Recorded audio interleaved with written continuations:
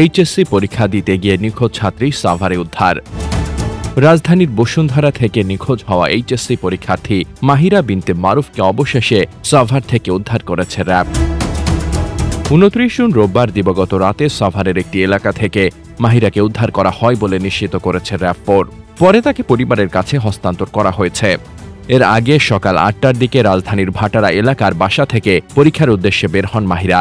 তিনি মিরপুর সরকারি বাংলা কলেজের শিক্ষার্থী। ওই দিন দুপুর 1টার দিকে তার পরীক্ষা শেষ হওয়ার কথা ছিল। তবে দীর্ঘ সময় পার হলেও মাহিরা বাসায় ফিরে না আসায় উদ্বিগ্ন হয়ে পড়ে পরিবার। পরীক্ষা কেন্দ্রে খোঁজ নিতে গেলে তারা জানতে পারেন মাহিরা সেদিন পরীক্ষায় উপস্থিতি হননি।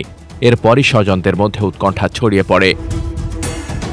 পরিবারের পক্ষ থেকে ভাটারা থানায় একটি সাধারণ ডায়েরি করা হয়। পরিবারের ভাষ্য অনুযায়ী আত্মীয় স্বজন এবং বন্ধুদের কাছেও মাহিরার কোনো খোঁজ মেলেনি।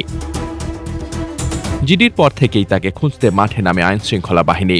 র্যাব 4-এর অতিরিক্ত পুলিশ সুপার KN রায় নিয়তি জানিয়েছেন, মাহিরাকে উদ্ধারের পর পরিবারের কাছে ফিরিয়ে দেওয়া হয়েছে। তবে কিভাবে এবং কেন মাহিরা নিখোঁজ হয়েছিলেন সে বিষয়ে এখনো বিস্তারিত কোনো তথ্য জানায়নি র্যাব। ঘটনাটি ঘিরে চলছে তদন্ত।